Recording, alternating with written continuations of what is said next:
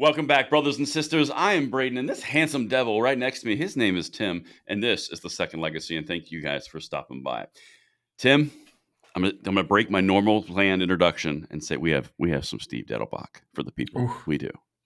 I'm excited. And excited? it's so appropriately timed. We're going into Halloween, and then you have this creepy guy. Could you imagine seeing that face peering at you in a dark room over the edge of your bed? You wake up from a nightmare, and you look down and see that face. And then you ask him an important question like, how do you define an AR-15? I have people that do that. Yeah. Yeah. No, that would be kind of terrifying. You know, I mean, I'll be honest with you. The vibe for me is not so much creepy as more so like uncomfortable, unaware, blank stare. That's more where I'm at for me. Like, it's kind of like, yeah. Do you know what you're doing? Or are you an empty suit? Because you're staring at me. I get the John Wayne Gacy feel from him. Like he's got bodies in the basement. Wow. Not just me, though. I could be wrong. Allegedly.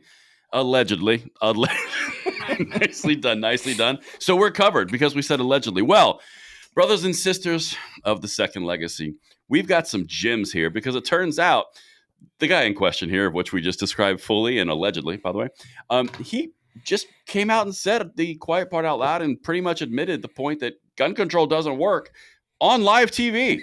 Like, you can't make this up, Tim. No. You really cannot make this up. And before we dive into this clips, guys, make sure you hit that like button, subscribe to the channel, and of course, turn the notification bell on. So, Tim, I think it's time. The setup, the intro, I think it's about the prime time right before Halloween to hit this first clip. You ready? Let's hear from the man. What are some hurdles that you guys are facing when in this effort to curb gun violence?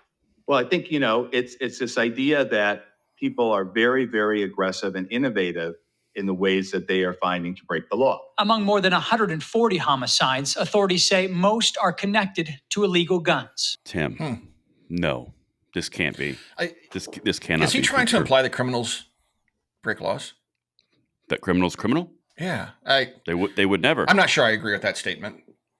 It's obviously foolhardy. Yes, I mean, he's obviously under the influence. Right. If laws aren't working and criminals are criminaling, the only real solution is to pass more laws. That's obviously yes. Obviously, yes. Yes, because after all, the directive of the ATF, and I mean, could it be more clear, Tim? Could it be more clear? Because after all, they are being very aggressive and innovative in breaking these laws. Yes. Because, they're gun laws.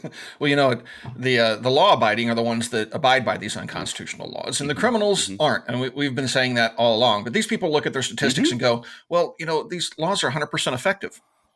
Yeah, with people that follow them. It's the people that don't that we have the problem with. Yeah. Right. Lying with statistics. It's like, they're just insane, dude. And I'm telling you, if I could get onto that dude's phone, there's going to be stuff on there that's very questionable in nature.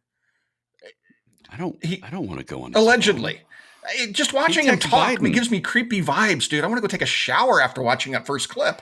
The guy is a creepy dude.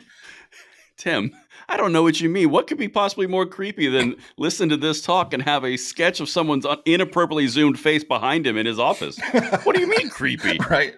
Nothing creepy about this cat at all. We're fine. Everything's good. So where we're at so far, Tim, now keep in mind, whilst the creepy aside, we have been told that people are just proving very aggressive and innovative in their criminal enterprises. And 140 some odd homicides tied to illegal guns. Well, Tim, we need to correct that. Would imply that homicides are performed by criminals with guns that they shouldn't have.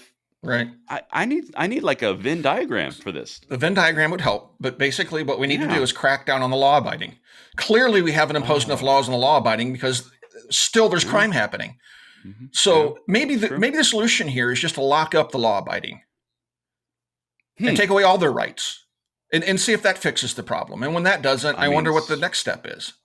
Speaking of innovative, Tim, yes, man, first the GDP conversations we had earlier this year, and now this, man. I have solutions. Put you into some sort of czar solution offering. Vote for me. I have solutions, real solutions. I have solutions. I have real solutions. I have the good ones. Great feels. Yes. Yeah, exactly. Well, if that wasn't enough to set us up for a sarcasm trip, how about this next one, Tim? Mr. Producer, let's throw number 3 up. How are they being armed? Many of them are felons, people who The law says can't have weapons, yet they're finding them anyway. Now, Dettlebach says they're working to bring a crime gun intelligence center to Cleveland. A crime gun intelligence center. That sounds intelligence. good. Intelligence, I think, is the key word. The guns are now intelligent. They're committing all these crimes. The guns, the IOVs, the IOVs, right? Inanimate object violence. But now we're going to create a whole center where we can talk about their intelligence. Yes. That should fix everything. And speaking of intelligence, referencing back to the innovative and aggressive people who are breaking the laws, who are criminals, who it turns out are linked to felony behavior or felonious behavior, if you will. Turns out they're just somehow getting the guns, even though they shouldn't have them. Which, Tim, I mean, like, I don't want to be the guy in the room that says, you know, the uncomfortable part. But wouldn't that seem to indicate to a layperson, if you will, that the problem might be criminal behavior of which you address the issue with the person, not the IOV? No, we're just going to let them go on cashless bail and stuff like that. And an intelligence center, is that just another fancy phrase for database? Ooh. Is it? Tim, very deductive. What is it? What is this intelligence center, Mr. Dittlebum? It's what is he talking about? The criminals are going to criminal, so we're going to create this gun intelligence center. Does that mean you're just going to have this database that you can't search? You're just going to make it searchable? Is that what you're talking about here? What are you talking about, Dittlebum? I don't know. Yeah. Well, you know what? Let's go to the third clip we brought. This is clip number 4, Mr. Producer, which might shed some light on the problem, and then we've got a clip from the article itself. Level of gun violence in this country is just simply unacceptable. Since taking office last year, he's seen the trend across the country. The number one enemy that we're facing is acceptance or apathy. And in his native Cleveland, ATF Director Steve Dettlebach says it's a similar story. I know our partners in the Cleveland Police Department don't accept it, and people in the community should not accept it. That's part of the reason. So we shouldn't accept the problem, which, you know what, to be fair, Tim, he does have a point. We should not accept this type of behavior. I mean, I would agree with that. Would you agree with that? Yeah, but his solution is to ban guns. That's going to make the criminals behave. Well, of course. Because if you take away their toys, they're not going to criminal anymore. I mean, that's the whole reason they're criminals, is because they want to be, waving guns around. Apparently, if you take the guns away, then they're not going to criminal anymore. Look, this guy's just talking in circles, and Dittlebum is such a peach. That's exactly what he's doing. He doesn't really answer any questions. He just talks in circles, and they have these key phrases that they try to entice people into their side of the argument with by, the people don't agree with this, the people that, and what we really need. And all he's saying is a whole lot of nothing. He hasn't proposed any solutions. And the reality is that gun violence, IOV violence, is on the decline nationally. Now, you might have, he's pretending like it's spiking. Didn't they even say it was spiking?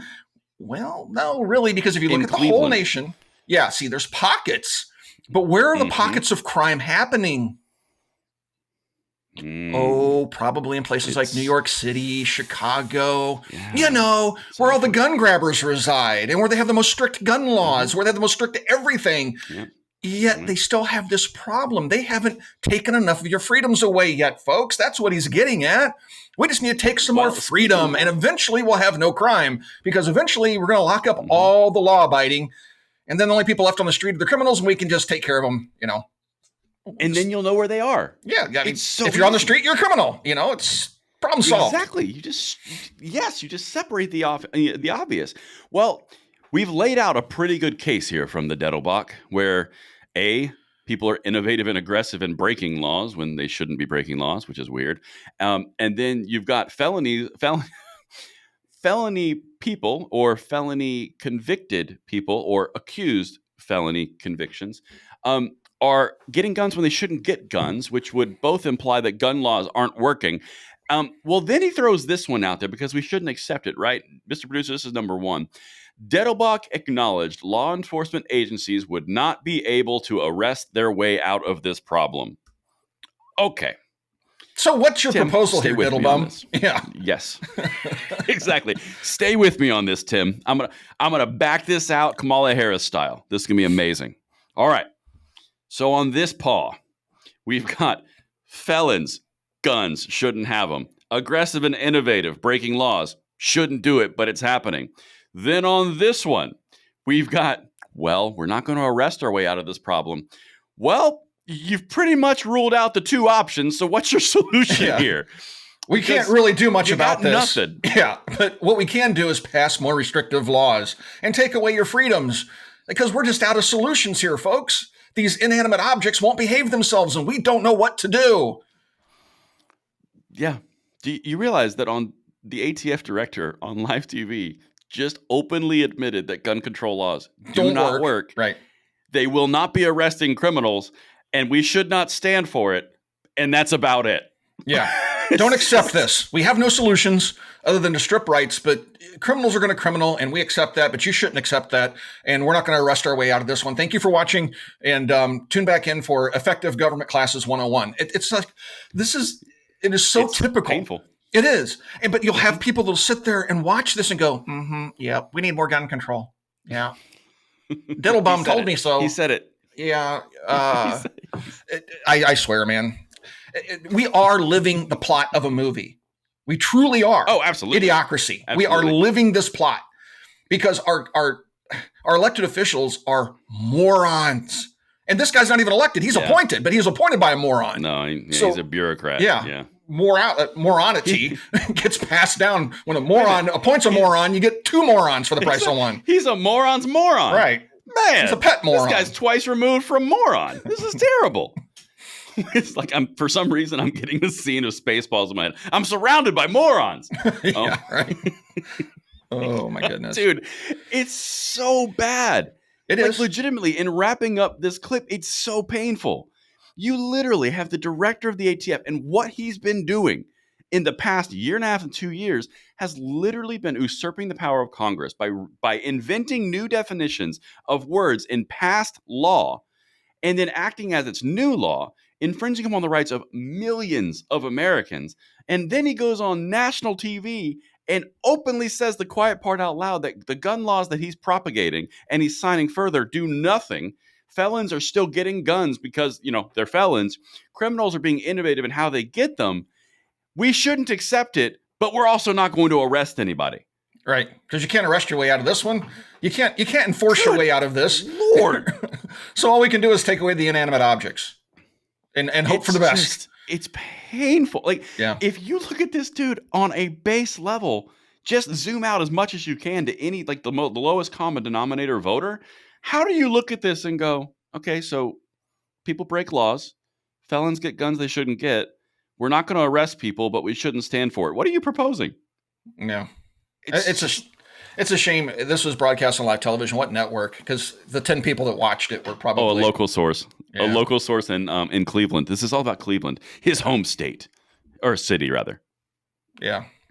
Well, I'm sure he inspired them all to solve the problems of their community. Wow. I mean, you take a look at this stuff, and it's crazy when these people get in front of a camera and talk, because they expose themselves for the frauds that they are. And this guy does it over and over again. I mean, we were mocking him earlier. Habitual. Oh yeah, this guy's epic. Like when he's asked a question about gun laws, he doesn't know the answer. That's what he has people for. This is the guy heading the organization that's supposed to govern Congress's gun laws and hand down edicts to the masses and enforce them, which he doesn't want to enforce because he's not going to arrest his way out of this one, apparently. And it's, oh my gosh. And you listen to this guy talk and you think, how? But then you look at our president and the guy can't even finish a sentence. So it's just like, we're surrounded by this idiocy. And yet, you know what? I truly don't know what the solution is to this one, other than just to get these idiots out of office. I think when people get people get all up in arms about, well, the government's going to shut down. What are we going to do? Maybe live in freedom for a few days. It's like, maybe not have to hear this guy talk. Right. It's like, I would be so happy if somebody just turned that switch off, because I think we might be better off on our own. They're certainly not fixing anything. It's so bad. It is. But anyway, but who could look at this and just go, yep, I feel confident that this is the solution. This is leadership. This is it. He's got a suit on. He's got creepy 1984 vibes over his shoulder, which is really weird to have in your office. But it's okay, Tim, because after all, criminal's going to criminal. Yeah. Freedom going to freedom. And he just admitted second legacy going to second legacy. Yep, and he just admitted his job is pointless. He can affect nothing worthwhile, no change worthwhile. So anyway, with that being said, we're going to keep an eye on old Dittlebum. That's my new name for him. And if Dittlebum says anything else dumb, which is probably just days away, just wait till he turn on a camera in his face. He'll say something stupid again. We'll bring it to you. Thank you for watching The Second Legacy, and we'll talk to you guys soon.